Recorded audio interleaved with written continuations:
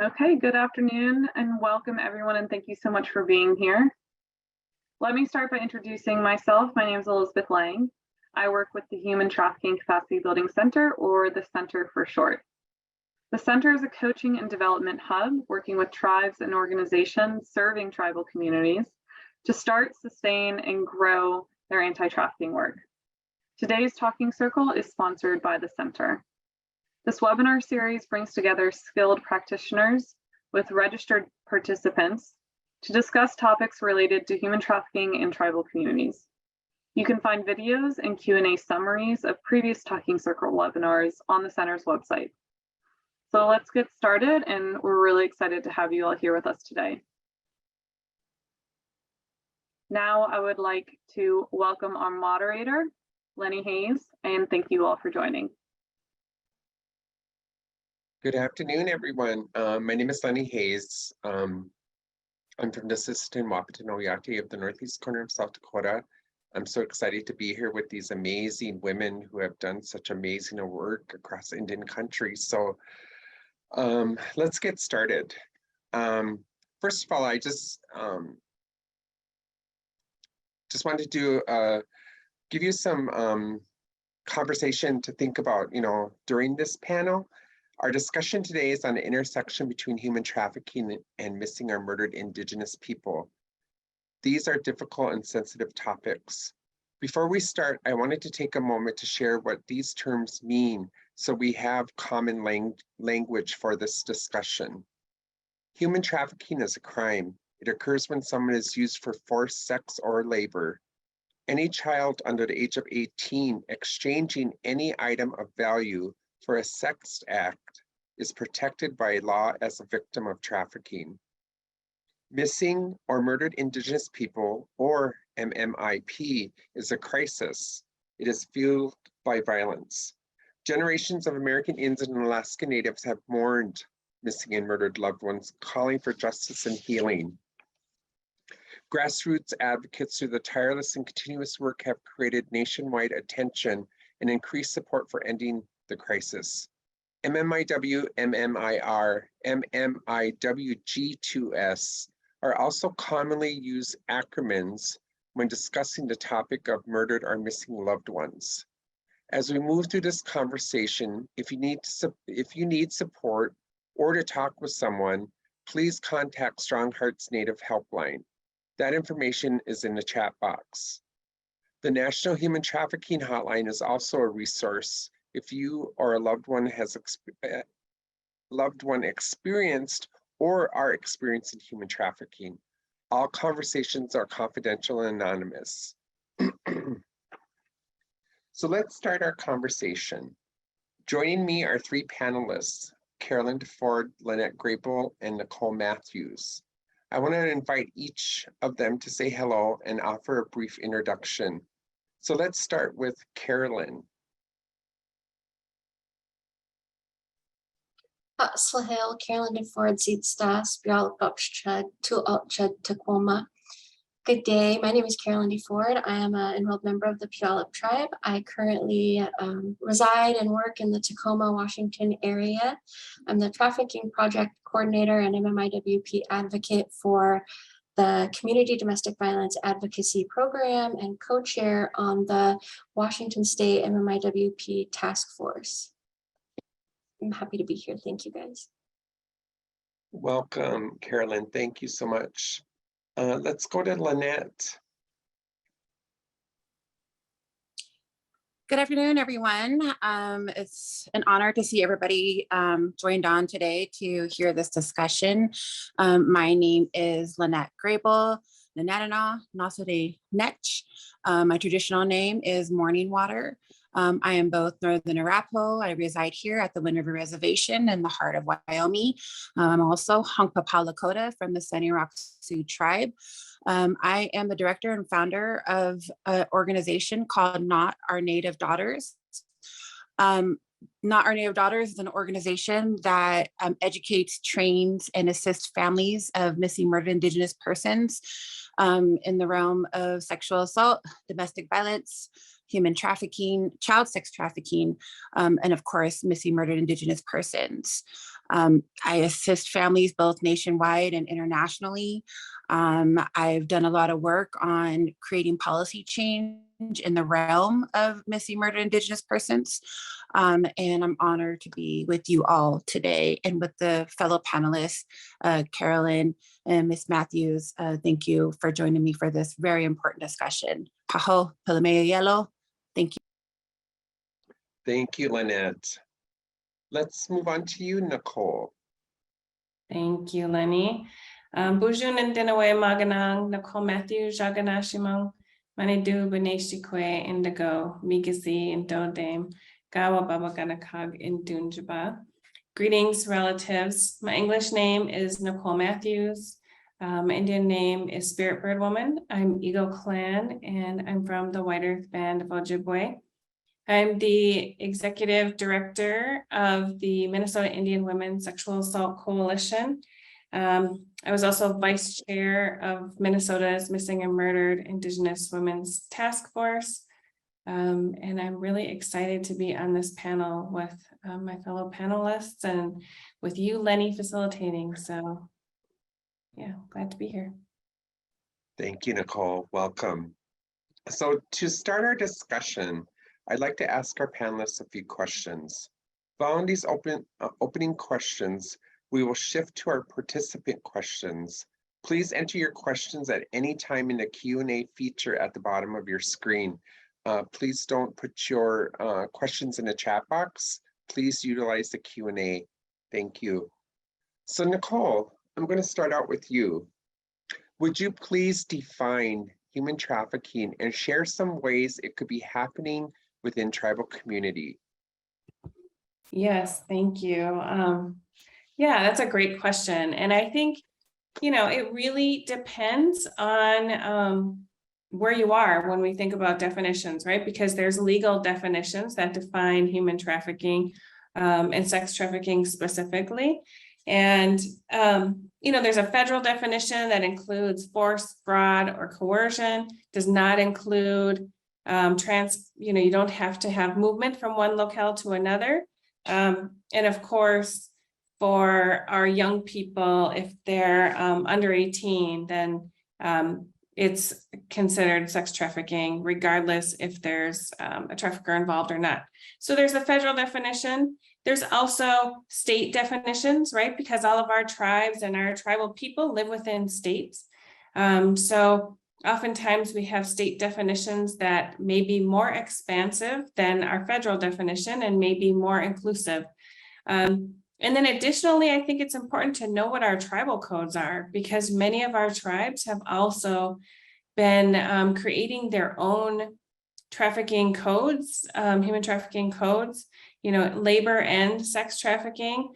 And under the new VAWA provisions, special jurisdiction extends to sex trafficking as well. So it's important to know all of those different definitions and what they mean in our communities. But at a community, you know, human to human level, it looks different, right? Sometimes we know there's a huge connection with homelessness. And so, you know, we can see people that will be forced to exchange sex for a place to live or a place to stay, who are trafficked in our communities. Maybe if it's in our tribal community, we see it happening in our casinos or in our resorts or our hotels or our major businesses, right? Just like you would in any other city or community. We also see trafficking that happens as young as 4 years old, 5 years old by other relatives that are trafficking young children. And we see our youth, we see it happening on social media. I've seen posts on Facebook. We were visiting a community one time and they were talking about how they were hearing from the teenagers that one of the terms they were using was leasers, like our leasers are coming into town this weekend. And so it's, you know, it's important to know what it looks like in your community so you can know what to look for and you can know how to reach out to those that may be at risk for trafficking. Thank you, Nicole. So my next question is for Lynette. Would you please discuss the potential intersections between human trafficking, missing persons, and homicides?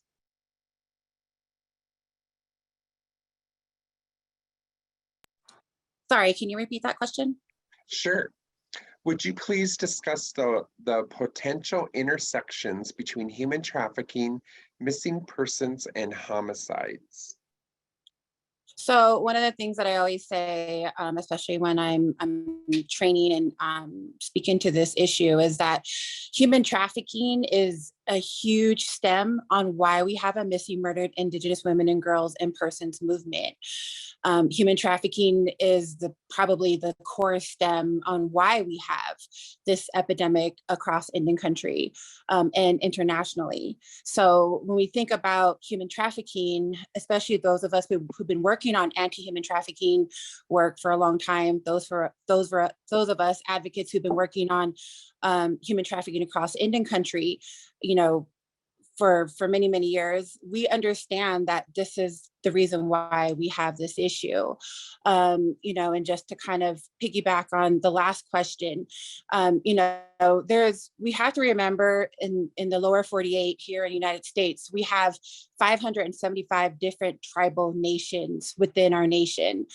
We have different ceremonies, we have different cultures, there's different ways of life through these different tribes. Most of these tribes, a good percentage of these tribes have hotels and casinos. And so that trafficking and exploitation of Indigenous persons usually is in the form of through the hotels and casinos. And if you do not know what to look for and how it looks like, it's really hard to identify it, because it's, you know, one thing that we always say in the anti-human trafficking movement is it's right in front of your face. It's right within our community, whether it's in an urban setting, whether it's in a rural setting or a tribal setting. Human trafficking and child sex trafficking happens and coincides with the rest of society. It's just blended in. You have to be able to understand it, identify it, and be able to pinpoint it. And it happens in different ways. We see this happening not only on the reservation because of exploitation due to drugs or alcohol, substance abuse, but sometimes it has no relevance to substance abuse. Sometimes we see young boys or young girls get caught up in this lifestyle because of survivor mode, you know. And one thing I always say is that anywhere in the world where you find extreme poverty, you will find human trafficking, you will find the selling of people. Unfortunately, that is part of the way of the society is and worldwide, is that people sell other human beings in the form of revenue. And so we have to continue to have these conversations and educate other professionals in the school system, on our reservations and our hospitality, you know, network, and all these different sectors, because again, it happens right in front of our noses, so to speak. When we're in shopping, when we're getting gas, it's all over the place. You know, for those of us who've been trained on it, who've either is a survivor, who understands, you know, the victimization part of it, it's easy for us to identify. So this is why it's so important to get people who understand this to train others so that they're able to identify it, because the more of us are educated and understand the mechanism of missing, murdered Indigenous persons and human trafficking, the more we're going to be able to save lives. Thank you, Lynette. I guess one of the things that I would like you to sort of comment on, if possible. I know one of the things that's been happening across Indian country, and specifically I've seen it in specific tribes, the importance of getting like our hotel managements and our hotels or casinos properly trained in recognizing what human trafficking is. I know that there's still some denial behind that. Go ahead. Absolutely, Lenny. That is a great question. Yeah. So what I've been doing for 13 years has been educating various tribes across the nation on our tribal hotels and casinos. And most times we're able to train everybody from the blackjack dealer to the hospitality to the hostess to the janitors. We're able to train the entire staff. And I can't tell you, every single training that I helped facilitated or I facilitated on my own, every single one of those workers came up with a story, because after they received the training, they were able to identify things in their past to say, I seen this happen in our casino. I seen this, or they were able to identify it. And so, yes, I could tell you, 2013, when I began to launch these trainings in tribes, I had tribal leaders, I had tribal members tell me that this is not happening in their own reservation. So every time I proposed a training, I always brought a missing person case or an exploitation human trafficking case out of their reservation to get the buy-in. And I had to go to extreme to get that buy-in. I think we're a lot further now in the present time, because people understand what MMIW is, MMIP. We're having conversations of what human trafficking looks like. I could tell you 13, 15 years ago, people thought it was only foreigners. They weren't thinking it was domestic. It wasn't happening to US citizens. But now I think we're further along and we understand that it is happening to our people and it is happening to tribal people. And so, yes, we're still at a place where we want to educate, every single hotel, casino out there. But not only is the hospitality industry important to educate, but it's important to educate tribal leaders, social services, those who work with the tribal community, those who work with the families within that community, because once they get educated, especially the teachers, I've trained a lot of schools as well, and schools and teachers, they also come up with their stories afterwards and say, I've seen other kids recruiting other kids to be involved in the form of human trafficking or exploitation because they want the new iPhone or they want the new Jordans, things of this nature. And anytime you reside or you live in a impoverished community, you will see acts like this, even from sometimes our own tribal members, from our own teachers, our own people who are committed to serving the community, but they take advantage of people who unfortunately, are stricken with poverty. So this type of education is not just good for the hospitality industry, but it's good for the entire tribe. Thank you, Lynette. So let's move on to Carolyn. So this is my last question. So Carolyn, would you please share some types of support services a loved one returning home from being missing or a human trafficking situation might need? Yeah, and thank you. That's a wonderful question, and it's a complex answer. Reflecting back on Lynette's answer on how missing and murdered and human trafficking are connected, we've got to be able to provide those services for trafficking survivors that are being kind of when they're in the life, the things that put them in harm's way, whether it's violence experienced by their pimp, violence experienced by Johns, suicide due to mental health issues from being in the life, overdose because of, being in the life, drug controlled, coercion. And, there's a lot of issues that may take these people, take their lives, but by nature, they don't have identification and they're using street names. And people may not be looking for them, if they were homeless ahead of time, before this happened, that's how they were groomed, or whether it's a domestic violence type of relationship. There's a lot of things that we can do. I like to say that MMIW and human trafficking, MMIW prevention is human trafficking and domestic violence advocacy. Their needs are very complex and they are unique for each individual and what they've experienced in their region, and they change over time.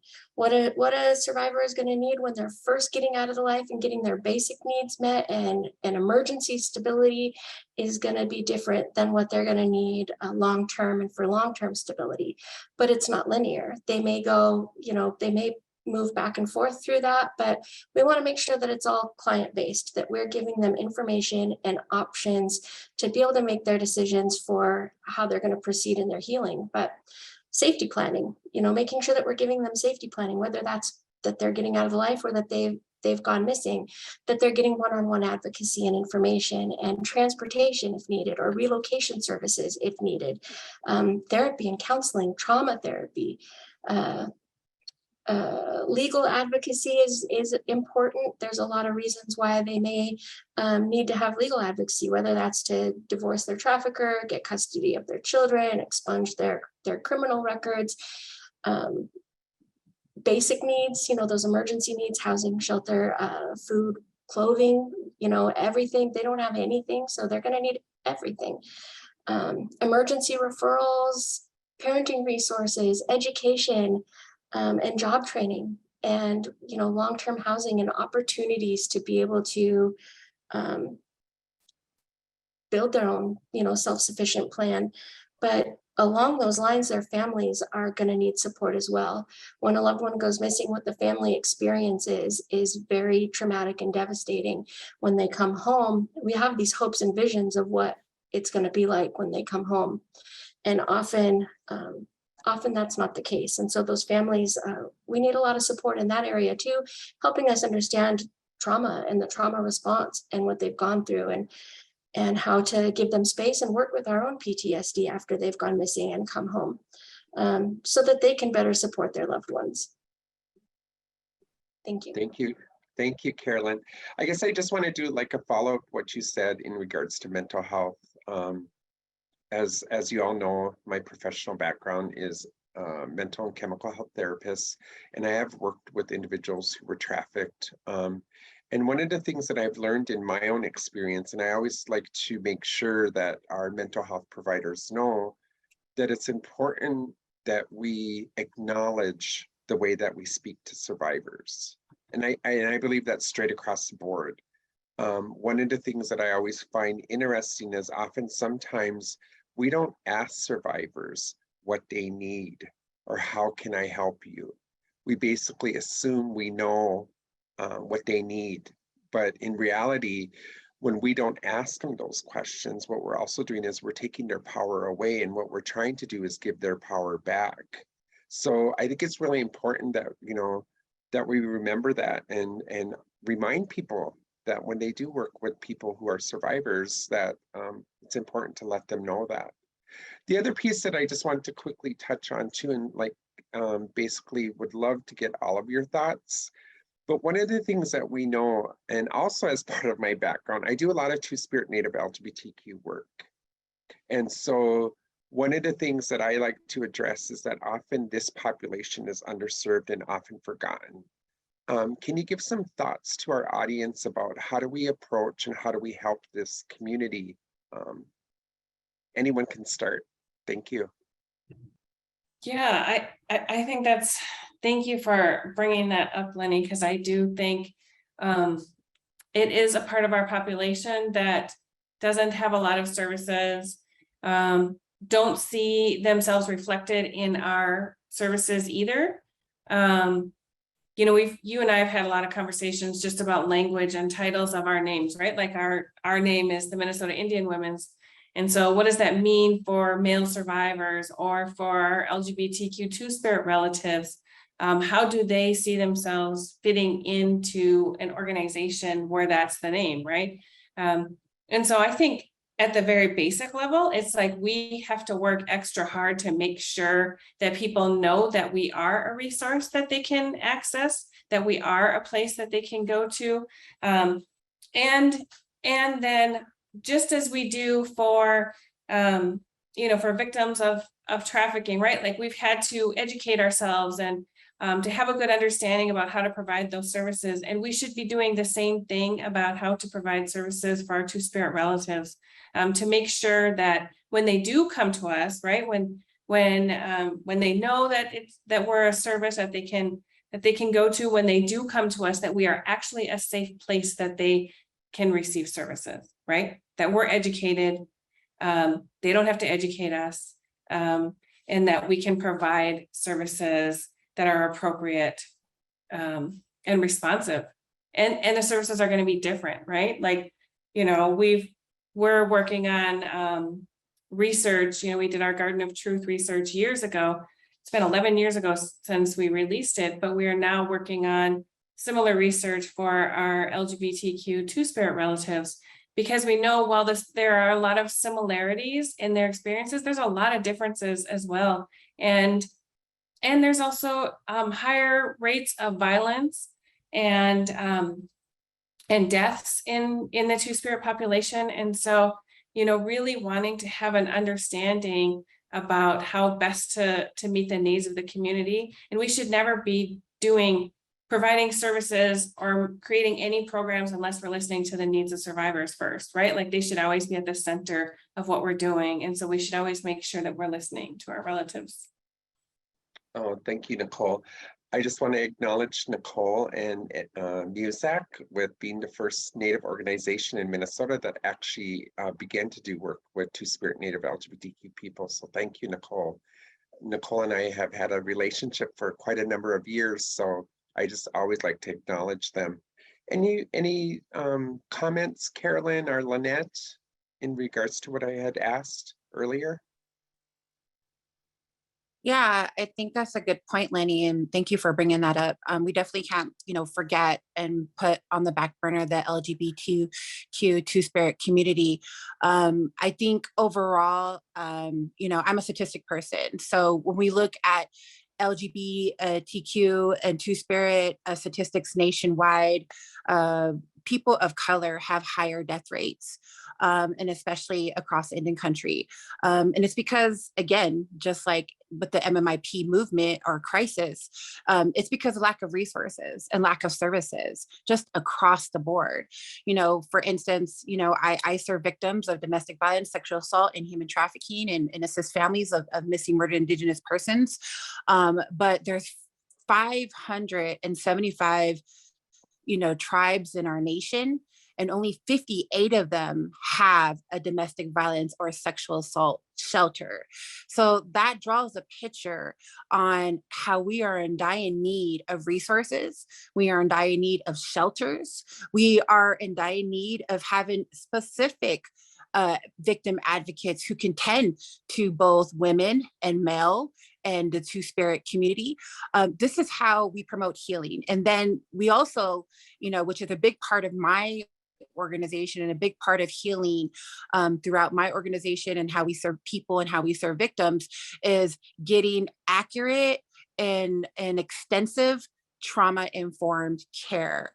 It's important not only to service the victim and meet the victim right where they're at, but it's also very important to assist them along the way, meaning once they're out of the services, time frame, that they continue to have sister support or brother support, as we call it, relative support. We call it, we work with those, we call them our relatives, and assist them in that manner. And we lack those services to have the professionals in place to be to be throughout Indian country, but also when it comes to the LGBT two-spirit community. I think us as tribes, and I think us as a nation, we are failing them extremely. Thank you, Lynette. Carolyn? One of the things, is making sure that they know we're here and that they're welcome. So having specific outreach materials and informational materials that we can distribute to, there's a small group here in my area that provides public services to our LGBTQ community. So we can go in there and give them our brochure, and it's gender neutral and it's appealing, but we can also talk to them and let them know what it would look like if they came into our program. But meeting them where they're at, getting the information out to them so that they know we're here should they ever need it.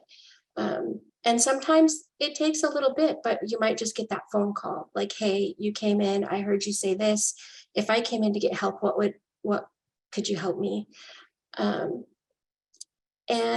making sure, how we appear to them, additionally, what everybody else said, but just being approachable. Thank you. So before we move on to the QA, I want to open it up to all of you panelists to see if there's anything else you'd like to share before we go to the live Q&A. Really quickly, Lenny, and thank you for opening it up. I think, I always think of a bird's eye view approach on how do we promote healing, because the core of all of this is healing. We want to support the victims. We want to support the families that had to endure a lot of this. A big part of my work is what I try to do is fill in those gaps from the law enforcement side of things to working with the families. Sometimes the families are left in the dark when it comes to someone who is missing, or even in cases, unfortunately, where their loved ones are found murdered. Oops, sorry, my camera. But anyhow, it's important that we work cohesively together. I know a lot of advocates, not just in my community, but across Indian country. And I think because the work is so extensive and it's so heavy, and I know just like other advocates who work on this issue, it breaks our heart. I think it's important that we promote cohesiveness and support in each other, and lending that support, and being tied together, because this work is hard. We work with families. I know I have to sit with families who have to cry and tell the worst scenario that ever happened to them in their lives. And I carry those people's tears with me. I carry those families' tears with me. I carry their stories with me. I see their faces when I do the work that I do. And I think it's important that us as across Indian country, regardless of what your expertise is that we support one another, we promote one another, and we combat the lateral oppression or the lateral violence. And this is how we're going to continue to heal. This is how we're going to be stronger, and we'll be able to expand our work even further. Thank you, Lynette. Carolyn? The importance of educating our community. A lot of folks know what prostitution is, but they don't know the difference between prostitution and forced prostitution, human trafficking or sex trafficking, and the stigma that goes along with that. And helping, once we know what it is, we can see it and we can address it and fix it and work on it. We've had education campaigns where we're just getting the definition out there in a small video, and people are going, oh my gosh, that happened to my sister. Oh my gosh, that happened to my daughter. So once you know it and can identify it and get the information out, people start to see how they may have seen it in the past. Like Lynette said, they may have seen a client that came in that experienced that, but that's one of the big things about, we've got to define it and use language that people will understand. I might not know what human trafficking or sex trafficking is, but I would understand what forced prostitution is. And so getting it out there and telling them what it is, what it looks like, and breaking that stigma and talking about it. I totally agree with everything that both Carolyn and Lynette said. I mean, I absolutely agree that we need to be supporting one another. Certainly, and sadly, there's enough work to go around, right? And we should all be lifting each other up and working on this issue. And also, along with the stigma and thinking about language, our language is not the language of survivors. They're not going to come in 9 times out of 10 and say I was trafficked, right? Like, so we need to follow the lead of the language they're using. And, even when we were doing our research, many of the women were like, I don't know that I really fit this. That doesn't really pertain to me. And so we were like, well, let's sit down and have a conversation about it. So we need to take the lead from the survivors and use the language they are using. And also, I think, we have to remove the stigma because they're feeling a lot of shame. They're still criminalized. They're still arrested. And so, and society still looks at them in a particular way.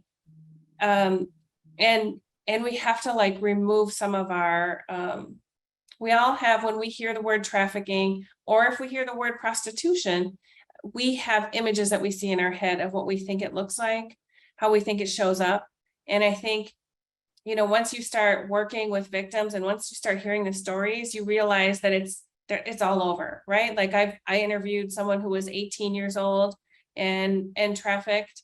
And I interviewed someone who was 60 and who was still being used in trafficking. And so I think we also need to remove the stereotypes that we hold so that we can create space for whoever shows up. through our doors and provide services to them. So we talked a little bit about healing, right? And so one of the important things that I always remind myself as being someone who works with individuals is that I really connect to our cultural teachings. For instance, I had an elder say to me one time, don't be afraid to cry with the person you're sitting with, because when you do that, you're being human with them. And so I always think about that even as a mental health provider and a chemical health provider, sort of stepping away of that Western way of thinking and connecting with culture, spirituality. So can you all discuss a little bit about healing? Healing is one of the core focus of my organizations. Of course, I'm a trauma-informed expert, but putting aside my education and putting aside the things that I understand, the psychological effects of trauma and getting trauma-informed care, healing. And one thing I always say too, there's no cookie cutter for healing. You know, what may be healing for one person is not healing for the next person.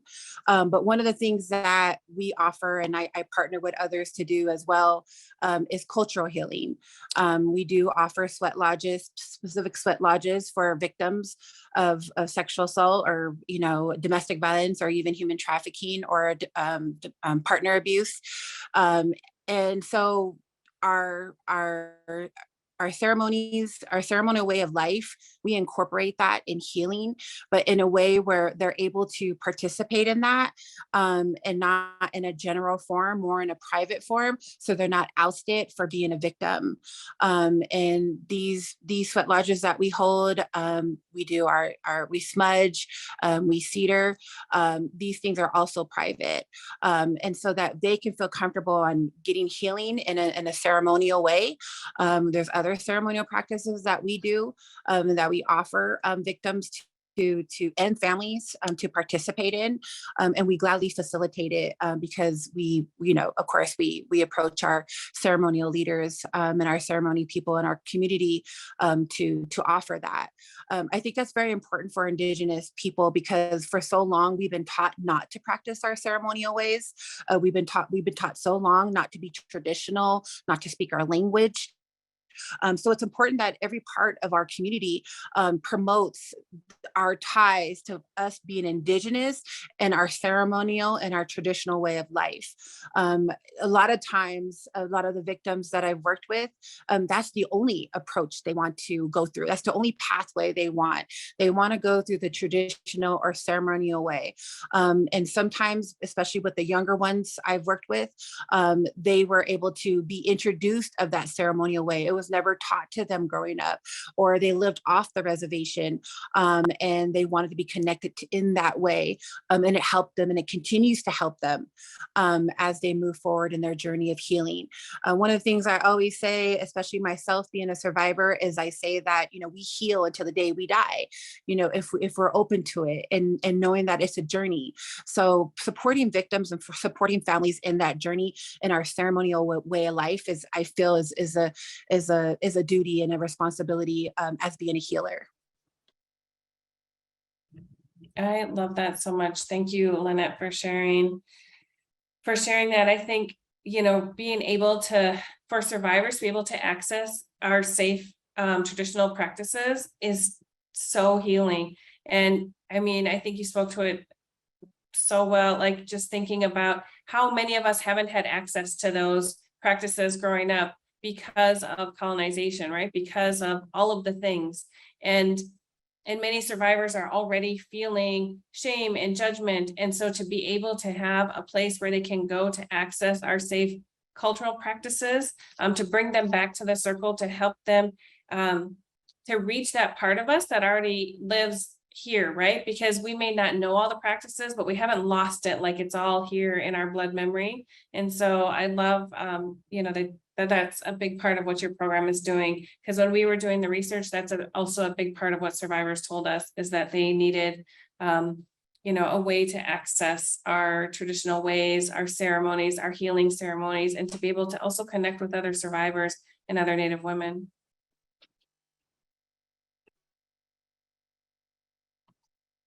One of the components, the healing power of culture, coming back in and reconnecting with ceremony and reconnecting with the tribal community. I read an article several years ago that said you can only heal Indigenous wounds and Indigenous trauma with Indigenous healing and Indigenous medicine.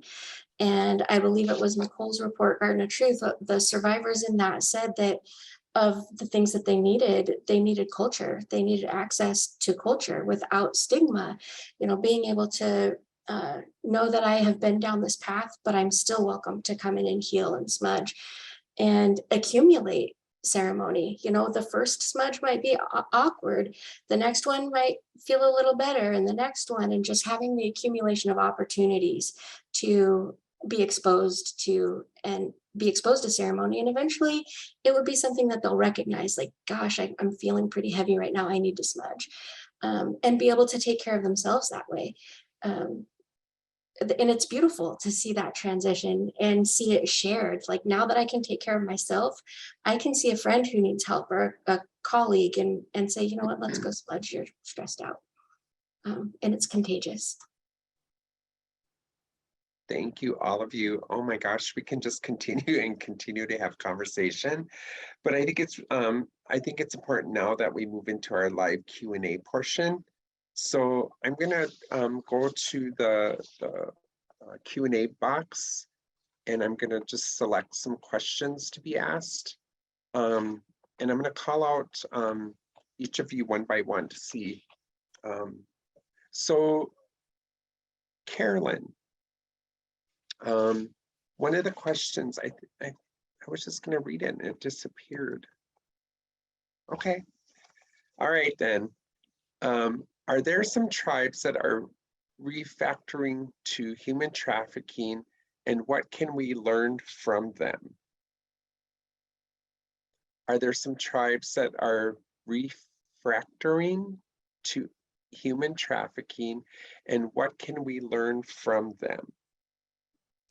I'm not sure refractoring is in my vocabulary, I'm sorry, but there are a lot of tribes who have established codes, who are establishing law and order codes, who are creating positions, creating roles for people to do that outreach and that service, being able to do victim services specifically tailored for survivors. At first, I think there were just a couple of tribes that had law and order codes that were kind of rolling out, identify and respond protocols through all of their communities. And every time I join something like this, I see more people who are, I work for so-and-so tribe and I'm doing victim services or trafficking advocacy. So we're making progress, and yeah, it's been good work. Thank you, Carolyn. Lynette or Nicole, did you want to respond to that question? Yeah, really quickly. When I was residing in Arizona several years ago, I worked with a lot of the tribes in the southwestern area, and a lot of them, and I assisted also with the Navajo Nation getting their human trafficking code into place. And we see that, I've seen that a lot trickling down to other tribes in the southwestern area. But now that I live here in the Northern Plains region and occupy the Great Sioux Nation area, and that is the Dakotas, Montana, Nebraska, Wyoming, this region up here. Human trafficking is a huge deal for us, for Northern Plains tribes. And I think we still have a long way to go to get human trafficking, not only on the education part of things, but also getting the codes within the tribes of the Northern Plains tribes. It's still, I've seen, of course, the Pacific Northwest, and I've seen the Southwest tribes. They have gone along further in the work of anti-human trafficking, human trafficking in Indian country, and of course, missing, murdered Indigenous persons. But for us here, there's a lot of work that still needs to be done. And myself and some others are working at it. But it's still a huge factor for us to kind of address in this region.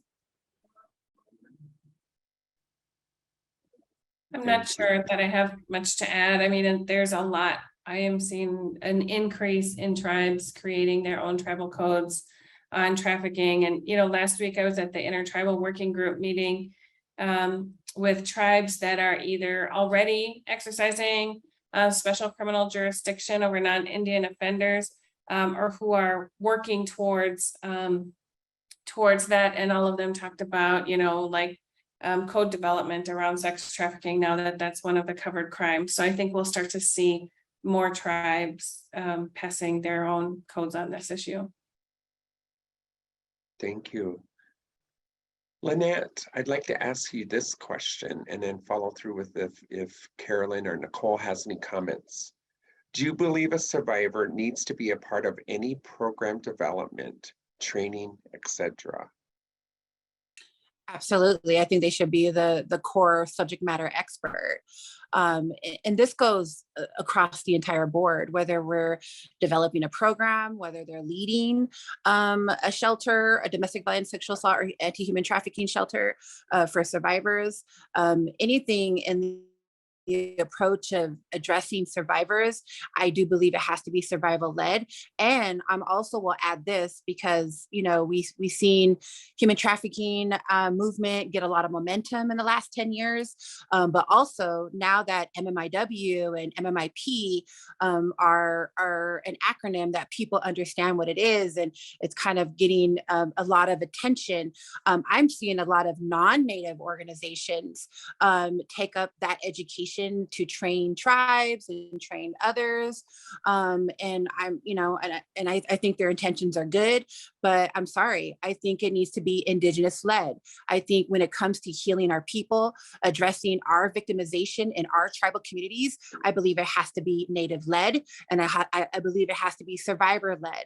And this is, you're going to get the truest intentions when it comes from someone who is a survivor and somebody who is Native, someone who is dedicated to their community, but also incorporates a cultural and traditional way of healing. These things are very important for me and my organization and the people that I partner with. But I would like to see this all across Indian country. And I really hate that we're in an MMIW, MMIP, MMIR movement where we're having non-Natives step in and exploit this issue that we have and capitalizing on it. So again, it's very important that we as Indigenous people, Indigenous subject matter experts, and Indigenous survivors continue to lead on that and educate that and be the core and the center of this movement in education. Thank you, Lynette. Wow, that was powerful. Carolyn, did you have anything you'd like to add? No, she nailed it. Everything that I was thinking, like, we've got to do survivor led, and that also creates opportunities, you know, to help them be self-sufficient and to make sure that the folks that we're working with can relate to the to our services and to the information we're sharing and to our processes. I just want to remind everyone, the audience, that I know there's a lot of questions coming in right now. We may not be able to answer all of them today, but we will definitely get the responses back to you after soon, within a week or so. So let me go on to the next question.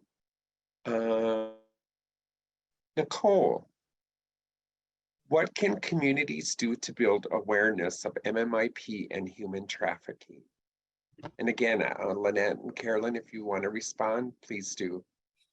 Yeah, I would love to hear what everybody's doing. I think we're all doing different things, right, to build awareness. I think, you know, one of the most important things that we've all echoed is the that anything that we do should be survivor led, that and with survivors at the center, right, and families. And so when we're trying to raise awareness, we should be reaching out to community, to always make sure we have community, and to have families that have been impacted, to have survivors of trafficking or relatives who's you know, who've lost someone, or where, you know, someone's missing. And there's many, you know, ideas that we can utilize within our communities, whether it be having a candlelight vigil where we have, you know, or we can do rallies or marches. You know, we've had for several years now done a rally and a march on February 14th, which is cold here in Minnesota, but it has not stopped people from showing up. Like, you know, our first one that was 150 people and it was 25 below outside, and we marched in the streets to make sure people know that, one, we're still here, right? Because we've had, you know, in that report, a woman told us that a sex buyer said to her, "I thought we killed all of you." So it's also important that we let people know we're still here, right? And we're paying attention, and we're going to hold people accountable, and we're going to be, you know, doing everything we can to protect our relatives, and to put pressure on our, you know, on law enforcement, our systems, and our lawmakers to create policies that protect our people in our communities and hold perpetrators accountable. And so there's ways, a lot of different ways. You know, we put 3,000 red dresses on our Capitol lawn, so they knew when they were going in to pass legislation, when they didn't want to pass the law to authorize the Missing and Murdered Indigenous Relatives Office, that they remembered who they're accountable to, and that no matter what part of this land that you step on, anywhere in the United States, it's all Indian land. This is all our land. And so they have to be accountable to us. They don't get to forget about us. So I think there's a lot of ways that we can raise awareness, that we can engage with community. And again, always making sure that we have our relatives and our families and our survivors, and those most impacted at the center of everything we do. Thank you, Nicole. Lenny, do you mind? Go ahead, Carolyn. One of the aspects that we've also seen a lot of education and comprehension of the issue, the connection to daily life and things that we experience, is incorporating MMIW into our awareness events. Domestic Violence Awareness Month is coming up in October. And so just including information on the rates of domestic violence that have resulted in homicide. Same thing, you know, Human Trafficking Awareness Month is coming up, but any of those opportunities that we have to acknowledge or work on the intersections that are causing people to go missing, mental health fair, you know, substance training our substance use counselors, anything where we can get in there and educate those intersections that don't really know that they are an intersection sometimes. Thank you. I work on several different projects to help address the issue of MMIP and human trafficking in Indian country. And I always look at things at a broader perspective, like what will work in one community, tribal community, won't work in another tribal community. And it's important to understand the cultural differences, the traditional differences. And so one of the projects that I'm working on with another partner organization and with some prior retired law enforcement is that tribes across our nation their public safety is managed through the Bureau of Indian Affairs system. If you understand the history of BIA, that system was never designed for us. It wasn't designed for us to promote public safety. It was actually designed to keep us oppressed. And so it's important that we look at systems, decolonizing systems, so that we can start to begin to take the lead in addressing our own issues within our tribal communities. MMIW and human trafficking is one of those issues. And how we address that is by looking at tribes, and some tribes have already transitioned and done this, is starting their own police department, starting their own tribal police department, not through the BIA system, but through their own system, developed for their people, by their people. So there's a few tribes that have already incorporated this, and it has their numbers and statistics for those of the tribes that do manage their own police department, their missing, their abduction, their human trafficking cases, all of these things are very low. And the reason for that is because I do a training called There's No Clear Avenue to Justice in Indian Country. It's because the jurisdictional issues that we have in Indian Country is so complex. So we have 280 states, non-280 states, for those who understands how tribal law works and state law works. Some tribes have to go through the U.S. State Attorney's Office. Some states don't have a U.S. State Attorney's Office. They have to go through BIA or Homeland Security. There is just so many jurisdictional law enforcement jurisdictional issues that we have. So that's why when someone goes missing or someone is abducted or there's an exploitation case, there's no accountability and responsibility to that individual, the victim, and to the families.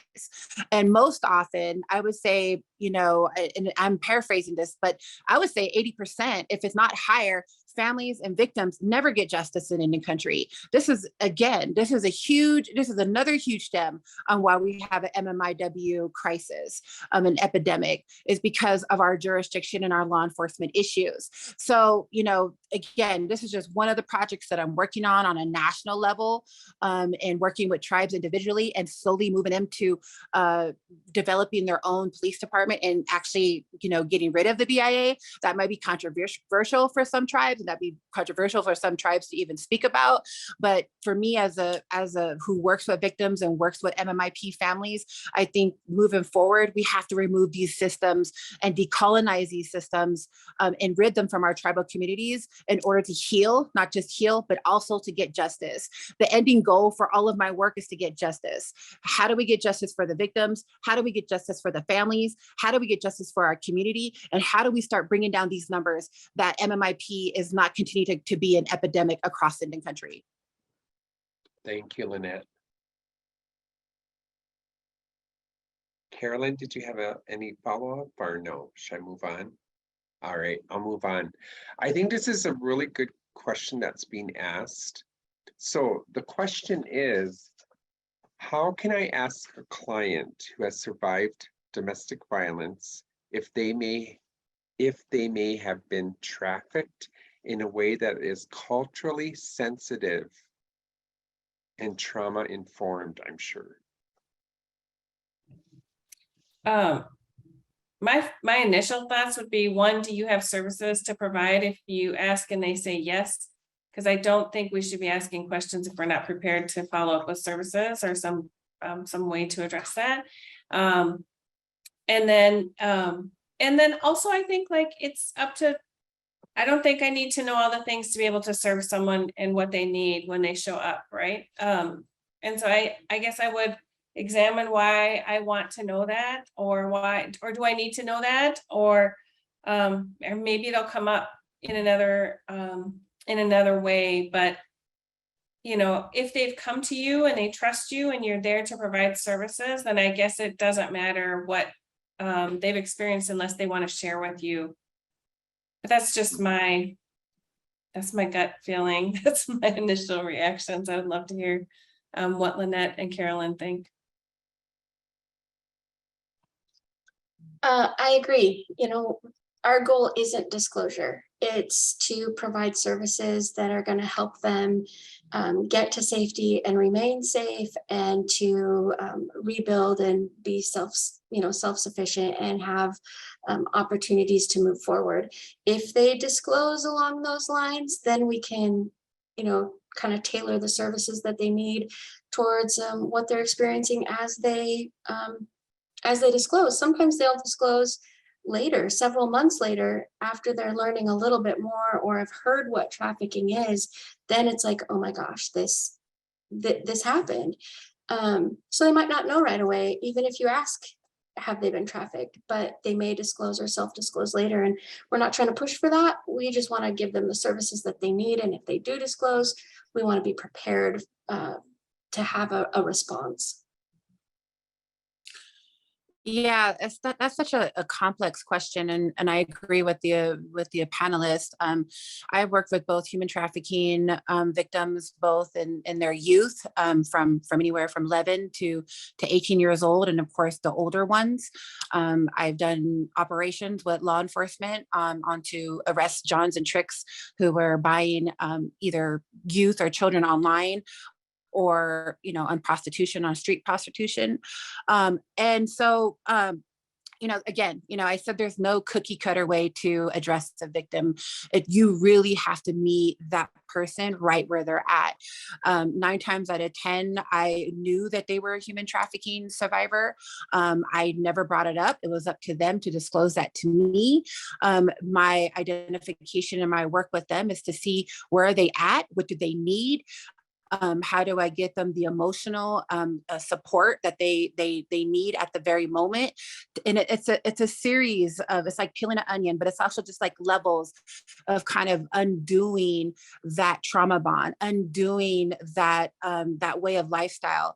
And the best way I describe it, especially when I do trainings, the best way to describe the psychological trafficking bonding that happens in a person's mind when they're trafficked is if you ever heard of Stockholm syndrome.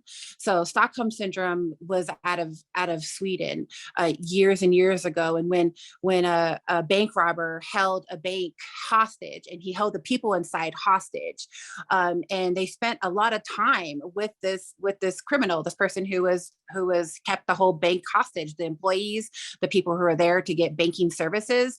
And when they came out of this situation, I think it was like days later, they defended this bank robber. It's called falling in love with your capture. They had compassion for their capture. They were able to defend them. They wouldn't testify against the very person who kept them hostage. So this type of idea in psychological and mental bonding that happens in a young, especially in a young person's mind, this is kind of what happens to a trafficked victim. They don't see themselves as a victim. They're not on the street corner waving their hands saying, hey, come help me, I'm being victimized. No, they've been coerced. They've been somewhat brainwashed. They've been kind of tricked into being this kind of servant and getting money through sexual acts.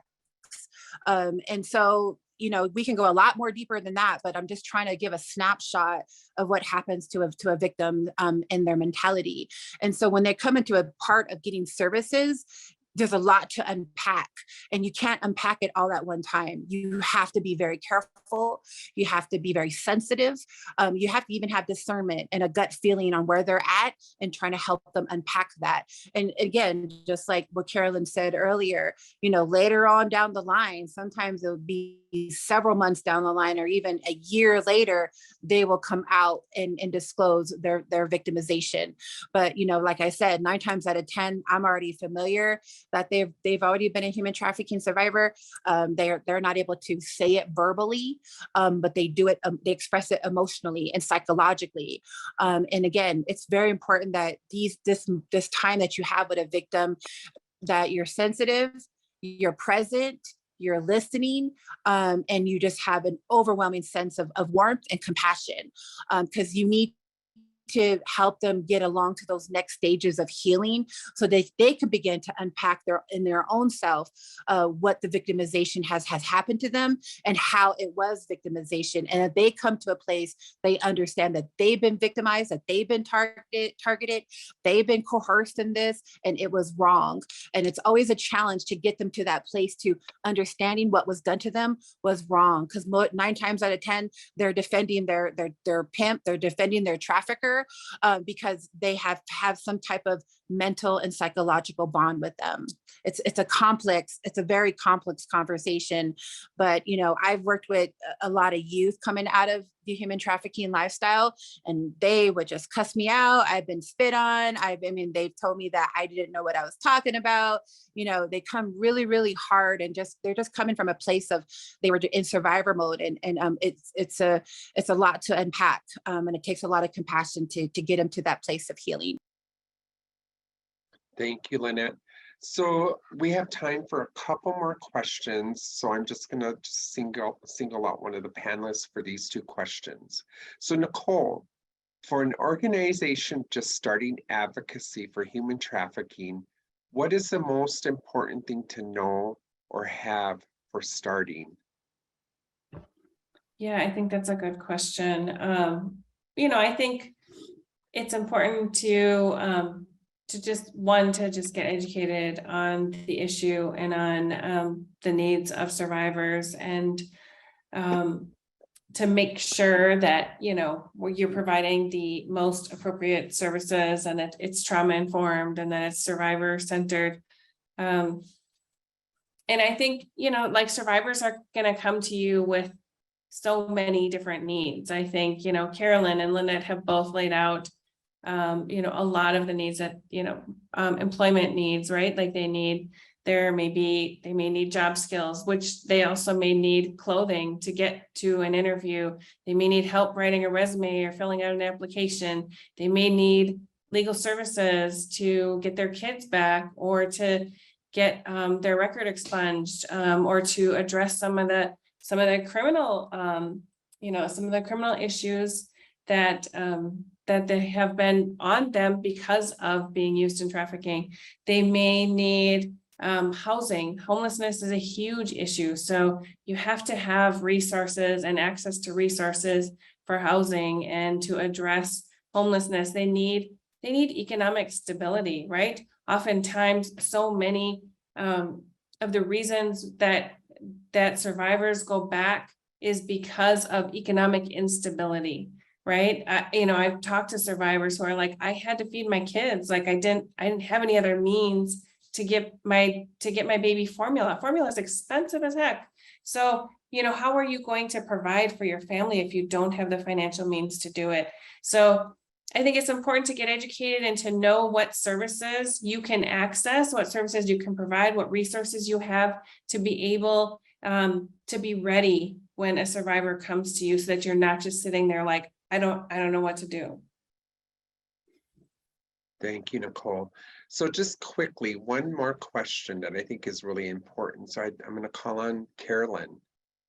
How can those of us who are not part of the Indigenous community better and respectfully support the Indigenous community with this matter? How can those of us who are not part of the Indigenous community better and respectfully support the Indigenous community with this matter? That's a wonderful question. We have to be very careful of appropriating or exploiting the trauma, exploiting the issue. A lot of people right now are making MMIW shirts and selling them for profit, and none of that is trickling back down to the organizations that are working or the survivors. But reach out to a local group or a local tribe and ask, how can I support this? I want to do an event, or you guys are doing an event and I want to support. You might be able to volunteer. I mean, you might be able to. A lot of it, we're always needing financial assistance. Always. If a family is selling t-shirts to raise money for a funeral or for a search, support that search. Buy their t-shirt. Let the money go directly to them. And letting the Indigenous community lead. Offering yourself as support, but letting them go forward, and that you're there to take space, share space with them. Thank you. Thank you, Carolyn, Lynette, Nicole. It was such a pleasure to sit with you all today to have this really important conversation. And I know that we can probably continue talking, but again, well, we need to end. I just want to thank everyone for being here today. And we look forward to having you join a future Talking Circle webinar. Enjoy the rest of your afternoon.